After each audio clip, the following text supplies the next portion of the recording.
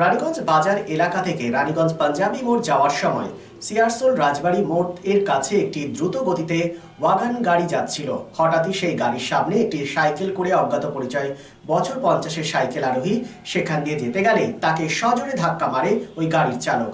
তারপরেও সেই গাড়ি না রুখে ওই গাড়ির নিচে চাপা পড়ে সাইকেলকে টেনে হিঁচড়ে নিয়ে চলে যায়। ব্যাপক উত্তেজনা ছড়িয়ে পড়ে, সেই অংশে থাকা মানুষজন ঘিরে ধরে ব্যাপক মারধর চালায় বলে জানা যায়।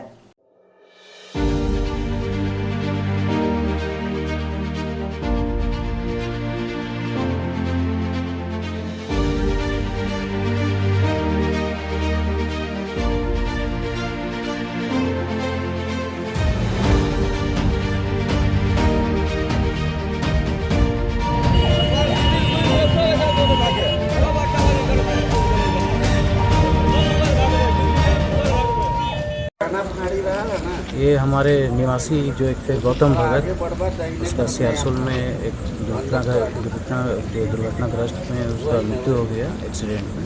Types of hit and running case case था और अभी हम लोग इसी के लिए आए हुए हैं। ठीक है, तो वो लोग अभी कुछ कंपनसेशन का बात अभी क्लियर नहीं है रिटर्न में, जो भी बात है अभी ओरली बोला जा रहा है और ड्राइवर अभी पकड़ाया नहीं है, जो मेन मालिक है वही भागा हुआ। आप लोग क्या चाहते हैं? हम लोग चाहते हैं कि जो गलती किया है उसको सज़ा मिलना चाहिए। তবে অ্যাক্সিডেন্টাল যে কেস কি বলবেন এই বিষয়ে? এখন রানিংয়ে ফাঁড়ির মানে আউটপোস্টে রয়েছেন, কি বলবেন? দেখুন, আমরা জানতে পেয়েছি যে এইরকম ঘটনা হয়েছে। আমি আইসি সাহেবের সঙ্গে কন্ট্যাক্টে ছিলাম। আমি সব সময় জানতে চাইছিলাম যদি লোক বেঁচে যায় তাহলে ভালো হয়, কিন্তু অ্যাক্সিডেন্টের তো কেউ জানে না, উনি মারা গেছেন।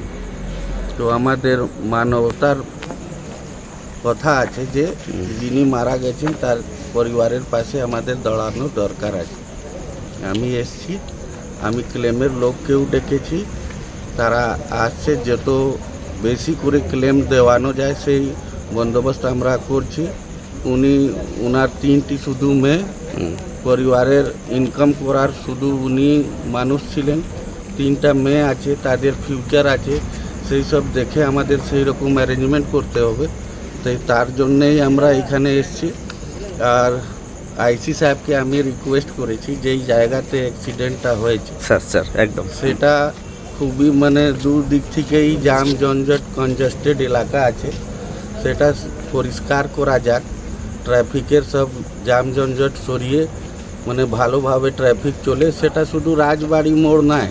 কি মনে হচ্ছে অনীহা দেখা যাচ্ছে ট্রাফিক পুলিশের তরফ থেকে? মানে যেটা জাম জঞ্জট আছে সেটা সরানোর দরকার আছে।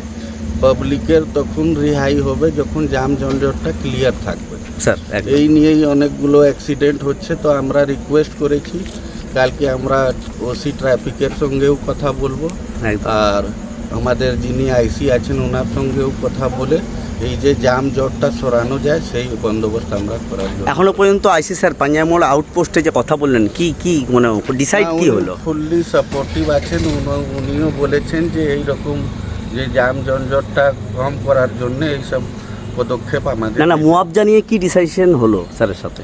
মুআবজা নিয়ে এইটাই কথা হয়েছে যে উনি খুবই গরিব পরিবারের লোক, 3টি মেয়ে, একাই ইনকাম করার লোক ছিলেন।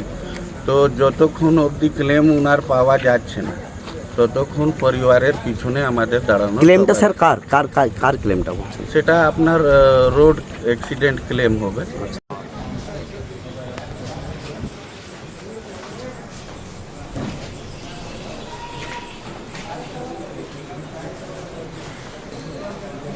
Lifeline Multi-Specialty Hospital boasts 500 beds across 160,000 square feet of build-up, featuring 7 advanced operating theatres, a digital cath lab, a state-of-the-art emergency and trauma unit, and a next-generation 3D MRI amongst a comprehensive basket of services. Renowned super specialists from premier institutes deliver top-tier care supported by digitalized integrated healthcare for seamless coordination. Lifeline prioritizes innovation and patient centricity, ensuring comprehensive top-class services.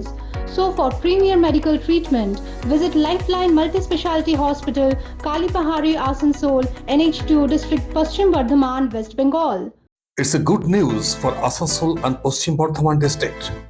Introducing Dr. Kumar Skin, Hair and Laser Center.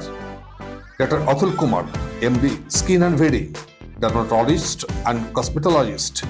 Hotton Road near Masjid, Asansol. Mobile number 8388831308. আসানসোলবাসী, আপনার ত্বক এবং চুলের যে কোনো সমস্যার সমাধানে আপনার পাশে doctor Kumar skin, hair and laser centre. Doctor Atul Kumar, MD, Skin and Very, Dermatologist and Cosmetologist. Mobile number 8388831308. So please come. Dr. Kumar's Skin, Hair and Laser Center, Hotton Road near Masjid, Asansol.